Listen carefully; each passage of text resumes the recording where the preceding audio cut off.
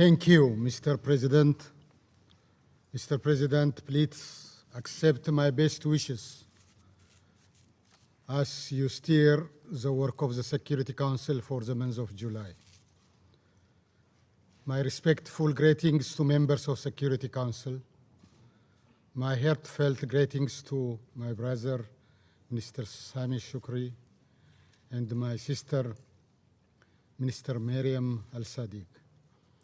I also recognize and thank His Excellency, Her Excellency Inger Andersen, and the Special Envoy Parafit Jaffrey for their participation.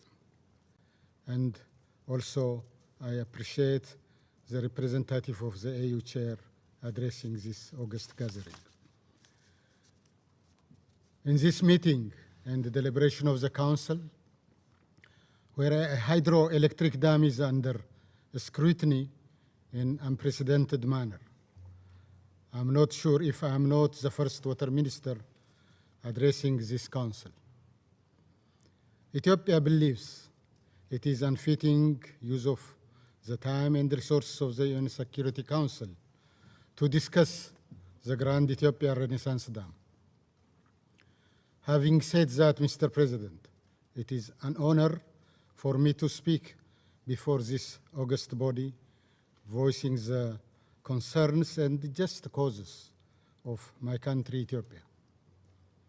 A year ago, on 29th June 2020, under your presidency, Council members encouraged Ethiopia, Egypt, and Sudan to continue negotiations to resolve the outstanding issues and expressed support for the African Union-led process to facilitate further talks.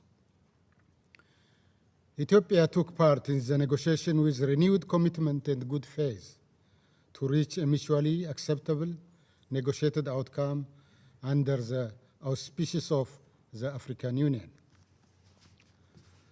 I would like to pause to give the Republic of South Africa a special recognition and our thanks for effectively facilitating the negotiation under the end of its African Union chairmanship in February 2021. Similarly, Ethiopia commends and stands with the Democratic Republic of Congo, the current chairperson of the African Union, for its relentless effort under trying circumstances, including the repeated disruption of the negotiations. Mr. President, we are dealing with a hydroelectric dam project, which is not the first of its kind in Africa or in the world. We are building a reservoir to store water that will generate electricity by heating turbines. For your information, the GERD reservoir is 2.5 times smaller than that of the Aswan Dam in Egypt. Perhaps what puts the GERD in distinction from other projects is the extent of hope and aspirations it generated for 65 million Ethiopians that have no access to electricity. It is also unique because the construction of this $5 billion dam is financed by the blood, tears, and sweat of ordinary Ethiopians. The GERD is a right dam built at the right place for the betterment of people in the broader region. Our inability to utilize the Nile River so far is deeply embedded in the psychology of our people. Two famous Ethiopian proverbs underscore this point. Gowwan bishan keessa dhaabbate dheebota, or Yabbayin lij wuha xammaa'u.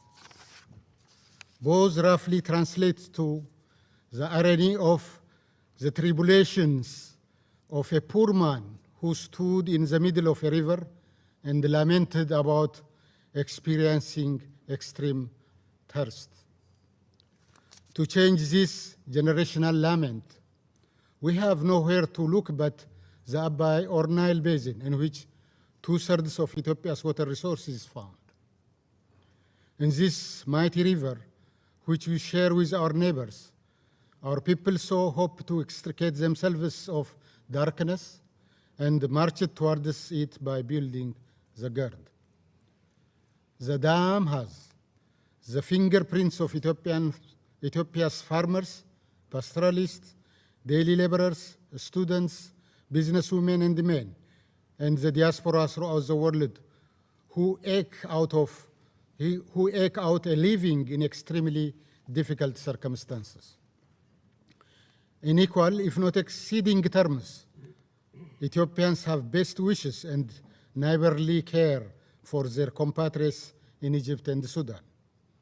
We have all the intention to live together in peace and cooperate for our mutual benefit. The GERD demonstrates this core principle of collective well-being and prosperity. That is why the GERD is one of the regional integration projects under PIDA, the Program for Infrastructure Development in Africa. Mr. President, Africa, the cradle of mankind, is currently the youngest continent in the world.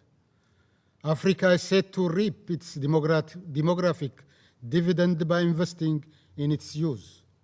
Similarly, my country, Ethiopia, has 70% of its population under the age of 30.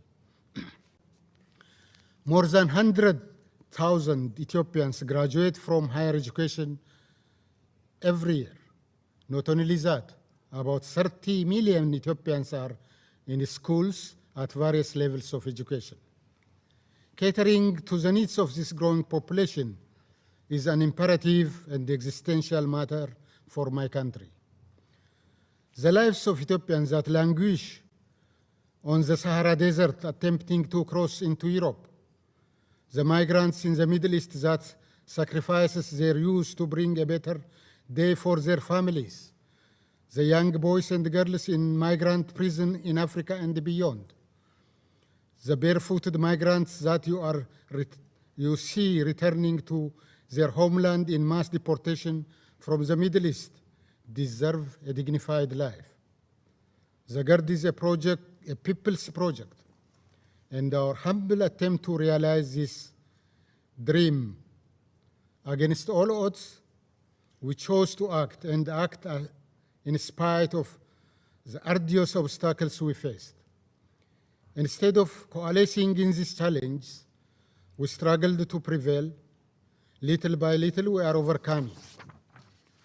Mr. President, unfortunately, we are here because Egypt and most recently Sudan have expressed their opposition to this hydroelectric dam.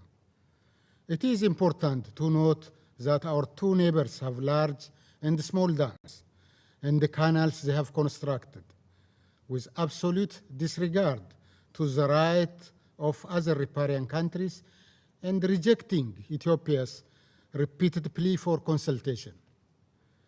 After a series of initiatives to address the concerns of our neighbors in good faith, we are compelled to conclude that their objection is not as such directed at the GERD, but rather to stop any water use by Ethiopia.